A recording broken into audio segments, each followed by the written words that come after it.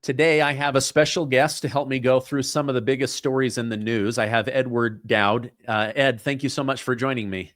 Stephen, great to be here. Thanks for having me on. So, I've been following your work for many years. You first popped up on my X feed several years ago, where you were mathematically analyzing the COVID death situation, and you said, "Wait a minute, we are being lied to." I want to go through that in a minute, but so Ed is a brilliant when it comes to financial markets. He was an executive at BlackRock that oversaw a growth fund of $14 billion. He and a partner now put out financial analysis on technology, emerging markets, things like that. So a very strong background in just watching things, digging into them, and understanding them. So as a money guy, you understand economics really well. What are your thoughts on where we're at right now? And then U.S. Treasury Secretary Scott Bessent said it is time to reopen the government. It's going to cost the economy $15 billion. We'll react to that in a minute. But what are your thoughts on everything going on right now? So we have a government shutdown, which, we've had these before. The longest one on the books is 35 days. I think we're 2 weeks into this. That was in the Reagan era. So, in the last 10, 15 years, government shutdowns have been vilified by the press, but they've been used as a tool between the two parties for decades, and the world doesn't end. But one of the problems we're having right now with the government shutdown is an economic data blackout. We didn't get September's non-farm payroll. We're not going to get the CPI numbers. We're not going to get a whole host of numbers because the government shut down. So the capital markets are looking at other things at the moment to figure out what's going on. The economy was driven the last 2 years before Trump got in by two things. It was driven by massive, unprecedented illegal immigration that was funded from deficit spending and washed through NGOs. That was a new economic variable. We were forecasting a recession at the end of 23-24. It didn't materialize, but that was due to the unprecedented illegal immigration funding plus a government hiring spree. So in the government shutdown and under Trump, all those policies are reversing, and that's going to impact the GDP, and it already is. So we're going to get a hangover from the Biden administration policies. Unfortunately, Trump will probably be blamed for what's coming. He doesn't deserve the blame, but it's going to happen. And that's where we are. We're in this very precarious situation right now. We're seeing, the last gasp stages of an AI stock bubble. And if you track an index called the Geometric Value Line Index, it's got 1,700 issues in it. It peaked out in 2022, went to a secondary lower high at the end of 24, beginning of 25. Then we had the drawdown in April from the tariff scare, and it's now has not gone back to a high above that high. So we have two lower highs compared to 22. That's the real state of the stock market. The indices have been driven by tremendous concentration in 7 mega cap stocks. 35 to 39% of the SPX is 7 to 10 names at the moment. We've never seen this kind of concentration risk. We know how sadly, we know how this story ends. NVIDIA is, I think, more valuable. Its market cap is more value than the whole Japanese stock market. So, we've been here before. And historically, when we get these kind of valuations in the market, we put out a research note in February detailing that when you get to valuations like these, forward projected 10-year returns are zero, meaning there's a big drawdown between now and then. And that's unprecedented. Well, it's not unprecedented, but it doesn't bode well for stock returns on a go-forward basis. And what's really well hated are bonds and U.S. Treasuries in particularly. And we've been recommending people slowly reallocate their portfolios from less stocks to more bonds and a cash, some portion of their portfolio in cash to take advantage of what will eventually be a nice drawdown in the stock market. And Warren Buffett like us, has been collecting and hoarding cash for the last 2 years. He also, I think, missed the unprecedented new economic variable of illegal immigration. But mind you and your audience that you need to understand that that policy has been reversed. It's going the wrong way, and that sugar juice high is all being sucked out of the market. Okay. Well, you just confirmed a couple of things to me. Number one, Trump inherited a crappy economy that was artificially inflated by government hiring and then using illegal immigrants like mules to just dump all of this cotton candy government money into the economy, making everyone think that things were good, but in reality, it was just an artificial construct. Let me show this video from Secretary Bessent, and then we'll react to it. Thank you all for being here at Treasury today in the midst of this shutdown. We call on the moderate Democrats in the Senate to be heroes. Be heroes. Break away from the hive of radicalism and do something for the American people, because we are starting to cut into muscle here. We believe that the shutdown may start costing the U.S. economy up to $15 billion a day, and this is a decision the Democrats are making.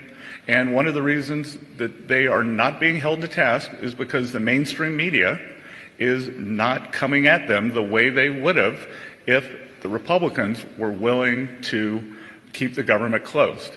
It is a very simple decision. Mike Johnson passed a clean CR. Leader Thune has the clean CR. 3 Democrats have voted for it. And right here, right now, I am calling for the moderate Democrats to be heroes, and reopen the government for the American people.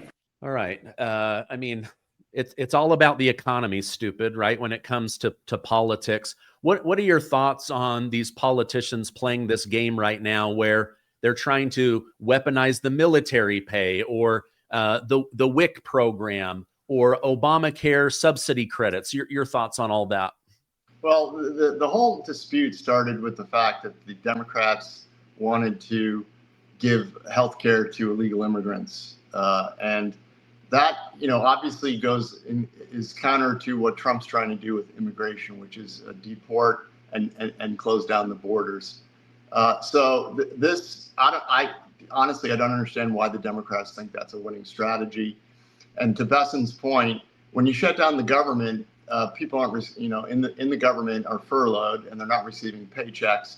That's an immediate hit to consumption in the economy. The good news is that when you reopen, that'll go away quickly, but it's certainly not helping what is already a weak consumer economy. Amazon today just announced layoffs. They're going to cut 15% of their HR department. And when you go into the HR department, that means there's a margin squeeze going on. So the consumer isn't doing well. We're seeing credit scores decline. We're seeing auto delinquencies, home delinquencies rising. The only thing that's really been floating this economy for the last 2 quarters from a GDP standpoint is AI capital expenditures, which unfortunately, in my humble opinion, this reminds me of the .com boom. I'm not saying AI isn't a thing, but it's classic infrastructure build without the revenue supporting that high investment. Just like in the .com telecom equipment boom, we built out all this dark fiber, but we really didn't benefit from that until years later. And if you remember, all the companies that really emerged after the .com crash, they came after the .com boom and took advantage of cheap broadband. Apple with their smartphones, Meta or Facebook, Google was IPO'd well after the .com boom, and Microsoft and others took advantage of that. So this is a classic bubble infrastructure build, and it's been supporting the economy. And we're at the point now where we're seeing them starve for cash, and they're now announcing spectacular future commitments of billions of dollars between each other. It's called circular financing. It's kind of the math doesn't work. They need to raise external funds, mostly debt. They're going to have a harder time raising equity for this $1 trillion build out that OpenAI just talked about. The power consumption requirements and the water usage requirements are dead on arrival. There's no way we're going to stand for a doubling and tripling of our electricity prices while they build this out. So this model that we're currently in needs to reprice, and it will. It's a classic infrastructure build-out bubble, just much like the railroads we saw in the 1800s. It was a big capital investment. There were no revenues, but eventually the economy benefited and productivity rose after we repriced this infrastructure at much lower. And what I mean by that is bankruptcies. Then people come in and buy these assets for pennies on the dollar, and then the real boom to the economy begins. Okay, interesting. All right, you mentioned this doesn't look good on the Democrats. A CNN guest said the same thing. Let me go ahead and play that. I don't think this is good for the Democrats. I mean, you have Donald Trump negotiating Mideast peace and flying to Egypt to oversee an agreement between Hamas and Israel. And meanwhile, Chuck Schumer is parading around the Senate, trying to stage a photo op. I mean, the split screen between actual governance of the Trump administration and just a Senate Democrats trying to figure out their message, right? Senator Van Hollen pointed out, or he called the expiring Obamacare subsidies a ticking time bomb the Republicans planted. They were introduced in ARPA, the American Rescue Plan, in 2021. I know, I was in Congress. We all voted against it on the Republican side. That was a Democrat budget reconciliation bill. It got to the Senate, and it needed 50 Senate votes. They talked about making it permanent, could not get unified Democratic support to make it permanent. It came up again in the Inflation Reduction Act. They kicked it can down the road. Again, solely Democrats voting in support of this could not get Democrats to agree to make these permanent. And now somehow, years later, it's the Republicans that are the sticking point. You were right in March, sir. Chuck Schumer should just continue to reopen the government. And right now, Donald Trump is having to take tariff revenue to support food stamp and WIC programs. He's reallocating budgets within DOD so that troops are getting paid. He's actually doing work, and Democrats are still figuring out their message. All right, your thoughts on that? One group wants a photo op. They're desperate for these Obamacare credits. The other one is saying, we've given you years of clean resolutions. Why won't you just let the government reopen? Your thoughts on this, Ed? Yeah, I agree wholeheartedly with the commentator from CNN. This is, I think, going to go down as an optical disaster for the Democrats. And also, it's bringing to the forefront Obamacare, which was a disaster and has been a disaster ever since its creation. It made healthcare more expensive. And I want to share a little anecdotal story from when I was at BlackRock. Before Obamacare was passed, the healthcare industry and the stocks involved in that ecosystem were tanking on fears that the government was going to, that Obama and his administration was going to nationalize healthcare. And then our analysts, when the Obamacare was announced, and then people started to analyze what was in the bill, and there was all sorts of conference calls between industry experts. My analysts ran into our offices, and my co-portfolio manager and I said, "So what's up?" He said, "We have to buy every healthcare stock on the planet." And I said, "Why?" He said, "This is actually, the bill was actually negotiated by the healthcare industry, and it benefits them." And what that meant was it created a system by which the profits would accrue to the healthcare industry. And if you look at the stocks of the healthcare industry after Obamacare was passed, they took off. So it was kind of a transfer of wealth from the American taxpayers to the healthcare industry. And that's why our costs keep rising. These health insurers have been making obscene amounts of profits, and this is the state of healthcare we have now, where the average family has to, family of 4 or 5 has to pay $20,000 a year for healthcare insurance, and what's the average income? It's absurd. Yeah. Let me, I agree with that. I thought it was interesting, the guest on CNN, he's like, Democrats did this for Obamacare, Democrats, but today in 2025, it's the Republicans' fault. And, I used to call it Obamacare because in my mind, it was so terrible. I wanted it associated with Obamacare, but now on my show, I always refer to it as the Affordable Care Act, because when you juxtapose that with the premiums, you go, how can you even call this affordable anymore? It's literally made everybody's life more expensive. As you mentioned, this is a wealth transfer out of the American pocket over into the healthcare, the government. Everything they touch seems to get worse. Let me play a clip here from Senator John Kennedy about this, and then we'll react to it. We understand the stakes. There are 24 million people on Obamacare who are receiving the extra subsidies. The Democrats started these things. Well, it's an emergency. They said it was for the pandemic. Well, the pandemic ended 2 years ago. Yeah. And of the 24 people on the Obamacare exchanges, 1.6 are getting the extra subsidies. Yeah. And what Biden did was take the cap off. Used to be you only qualified for the exchanges for Obamacare if you were a family for making no more than $130,000 a year. Well, now we've got families making $600,000 a year. They get the subsidy. And they get the subsidy. Yeah. It's almost like the Affordable Care Act is not affordable. No, that's Josh, you nailed it. That's the real issue. The subsidies, don't misunderstand me, are an issue. But the real point from 35,000 feet is Obamacare exchanges are broken. Yeah. I mean, they were supposed to make insurance cheaper and more accessible. It's done neither. Yeah. And it's so bad that people will not buy the exchanges unless the federal government pays them to. Yeah. It was just like electric cars. I never could understand. They said electric cars are swell. And I'd always think, well, if electric cars are so swell, how come you have to pay people to buy them? and Obamacare is the same way. It sucks so much that people say, we will not buy it unless you give us the money. All right. It was so that gets so funny to me. Sorry, I just have to take a break to laugh.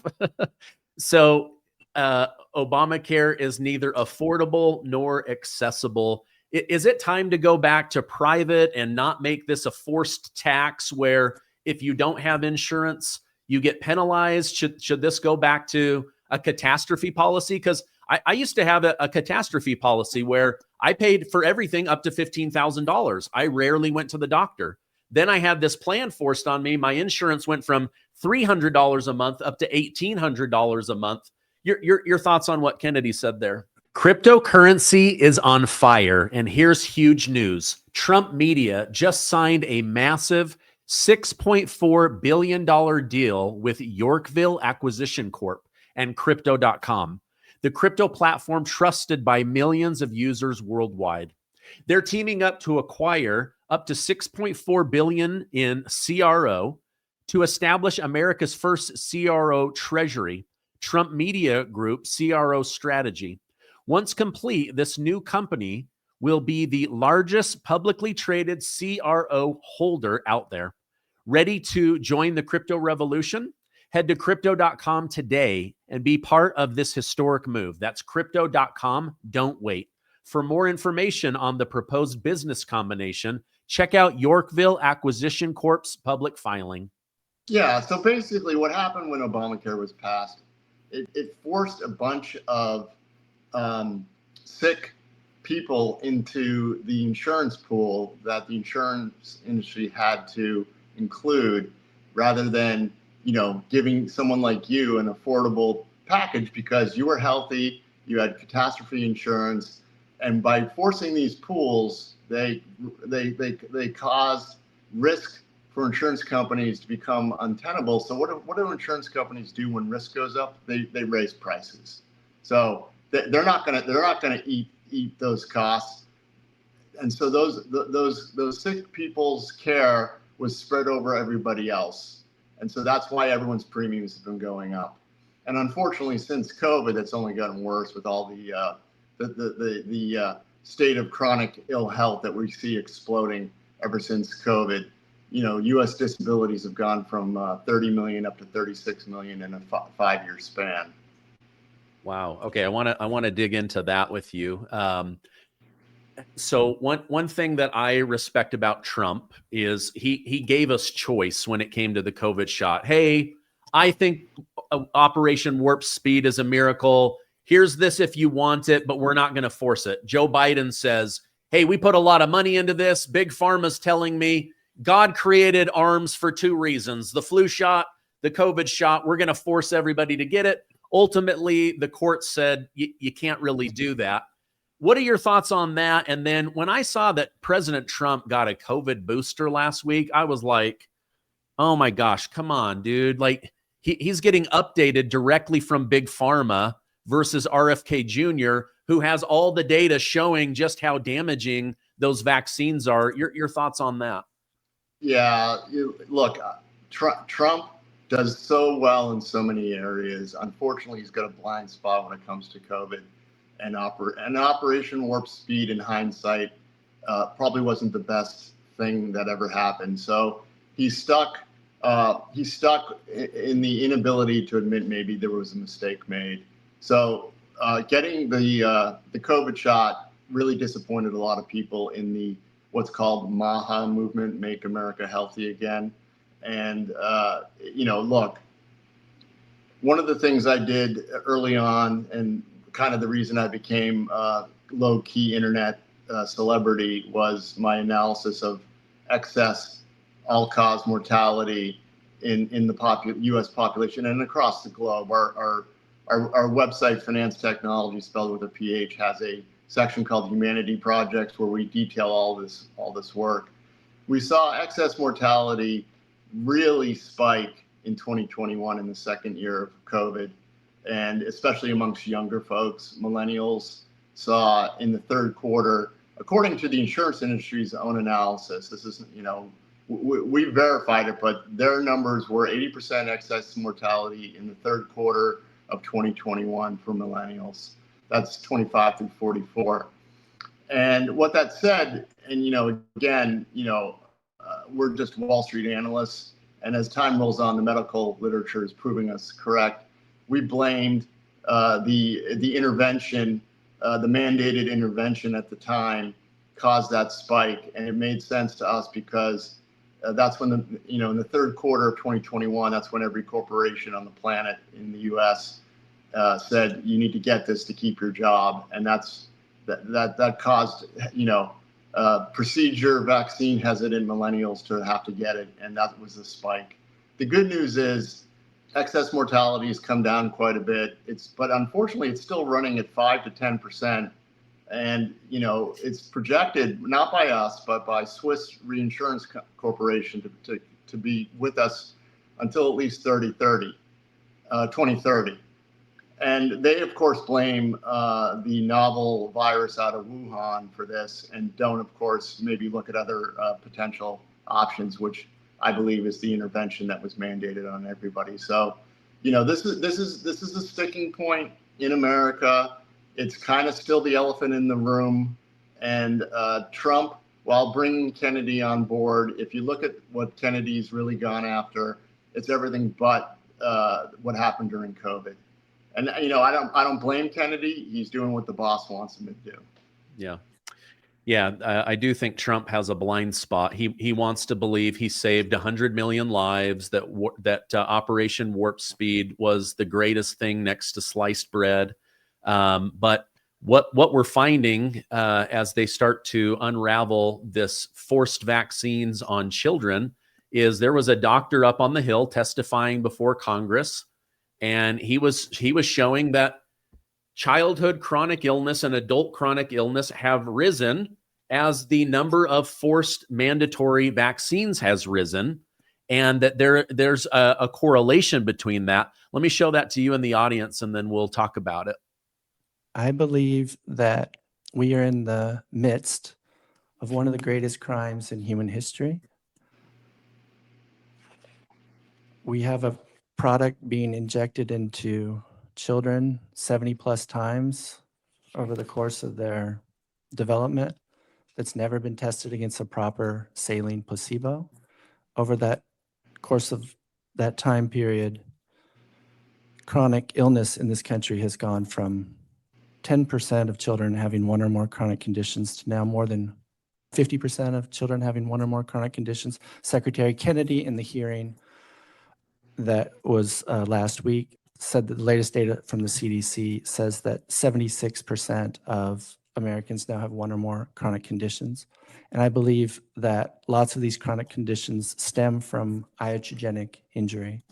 We have 3 million children with autism. Back in 1970, the rate was so low that it was essentially zero. I'm outraged by that, and I think every person in this room should be outraged by that. I don't know how to say it anymore clearly that we need to change course in this country. And I'm terribly disappointed by the medical profession. In the social sciences, there's this term called epistemic capture, which is when the entire knowledge production process becomes captured by one industry. And that's what's happened with science and medicine. And so I think we need to change course. And I think the people who have covered up the autism epidemic and the epidemics of iatrogenic injury should be held to account for their actions. All right. Pretty strong accusations there. But I hear what he's saying where, okay, the mainstream media cannot survive without big pharma because they're 70% of their income. These medical journals, they can't survive without the money from big pharma. The medical schools can't survive without the money from big pharma. Elementary schools, junior highs, high school, they have dug in. You can't go to these schools without getting those 72 shots. And they've never been placebo tested, saline tested. They're not tested against doing too many at the same time. Some of these vaccines were tested for 4 days and then granted approval. Your thoughts on what he was saying there? Yeah, so this is an interesting topic, and I'm 58 years old, and my kids were born 20 plus years ago, and I think obviously the vaccination schedule was way different back then, lower amounts of mandated shots, and so I was not aware of what was going on with the chronic health of America until COVID, and COVID kind of ripped the veil from my eyes, and when I started digging into this mandated COVID shot, I realized that this is a process that's been ongoing for decades, and it's slowly but surely culminated in the COVID shock and awe of complete pharma government partnership. And what we discovered is to what you said, 70% of the income of a lot of this mainstream media comes from the pharmaceutical industry. And quite frankly, no one really buys drugs from TV ads. It's been proposed, and I believe this to be the case, that this is kind of hush money payments to not criticize the pharmaceutical industry. And if you go way back, there were 60 Minutes used to profile all sorts of negative news stories about pharma, and then these types of stories and investigative journalism all but disappeared. Roger Ailes, the deceased Roger Ailes of Fox News, said to Bobby Kennedy, I love you, Bobby, but don't you dare say anything bad about, the pharmaceutical industry on my show. We'll pull you. This is hush money, and then in the medical journals, it's hush money. And so this has unfortunately become a way of doing business, and over time it became institutionalized, and it's the institutional imperative, which is to protect the money machine and not human lives. And unfortunately, lots of people, I think, became used to this kind of way of doing business, and they just kind of accept it. And we have institutional rot. It's deep, and it's going to take years to unwind. And even today, given what we know, it's still very controversial. And you can see the backlash people get when they try to talk reasoned arguments. We just had Cheryl Hines on The View talking about her husband, Bobby Kennedy. She did a fabulous job defending what he was doing. But you could see the kind of the low-key vitriol from those on the show talking to her. And I think a lot of it has to do with a big part of their income comes from the pharmaceutical industry, and they know that. Yeah. I mean, I believe ABC owns The View. Look at what happened with Jimmy Kimmel, right? He says something, the sponsors immediately push back. Hey, we got to pull this guy off the air, right? Like now imagine ABC News and Disney, how entangled they are with big pharma. And then you say something like they just immediately have to shut it down. And here's proof of that. Here we have RFK Jr.'s wife talking with Megyn Kelly about this very topic. I was at Fox. If you said anything about the vaccine schedule for kids, you get a call immediately to stop talking about that. Yeah. And you know, Pfizer was one of our big advertisers. I was young and didn't really put it together. Right. But it is crazy. Like, there are certain things you're not You just can't allowed to talk about. Right. Can't talk about it. And he was like, a third rail? Let me love it. Let me hold it. I And know. you're over there like, I'm like, Bobby, well. everybody, you're like making people go crazy. So just more confirmation. You think Anderson Cooper, who gets 70 to 80% of his $10 million salary, is ever going to tell us the truth about big pharma? That they can't. That they'll like she said, you would immediately get a phone call, shut it down, or else you're going to lose your job. It's just sad that corporate capture has infiltrated our lives. And as Megyn Kelly said, I never put two and two together. I think now the American people are starting to put it together. Absolutely. And, you know, the FDA gets, you know, about 70, the FDA drug arm, the drug approval arm, gets about 70% of its budget in license fees from the pharmaceutical industry. So their budget is also beholden to pharma. So we have this total, and by the way, that was a New York Times article. That's not, I didn't pull that out of my that's not my number. So the whole institution is designed to protect itself and to keep the money spigot flowing. And it's sad that we have so many people, and a lot of them aren't conscious of what they're doing. Some are. It's like when you get into an institution and you're young and you figure out pretty quickly how to succeed in that institution and the way of doing business. And that's just the way of doing business. And everybody kind of accepts that. And they kind of think, well, I won't be affected by it. But, you know, someone in those departments and in those institutions probably had a child or a loved one affected by those decisions. Yeah. That reminds me what you just said of the movie Idiocracy, where they're like, we put Gatorade on the plants because Gatorade's good for the body. Why wouldn't it be good to the plants? But the more Gatorade we put on the crops, the more they die. Well, so what do you guys do? We give them more Gatorade, right? Like, obviously the answer is more poison. So it's just sad. But I believe that there's a great awakening, a great noticing of what's happening around us like never before. At least that's my hope and prayer for America. Ed, this has been a great conversation. I appreciate you coming on. If people want to follow you, I'm going to put a link to your book, but where else can I point them towards? Yeah, so I mostly post on X. My handle is @Dowd, D-O-W-D, Edward. We have a website for our firm, financetechnologies.com, spelled with a PH. You can buy our research reports there. Also, we have all sorts of free resources and free investigatory work on everything COVID related under the humanities projects, excess death, disabilities. We show that cancer started trending higher in young people beginning around 21. All sorts of good information there for free. And also I have a personal website at dowd.com. Okay, great. I will put all of those. Thank you so much for coming on. I hope you have a great rest of your day. Thank you, Stephen. This has been great. Thank you.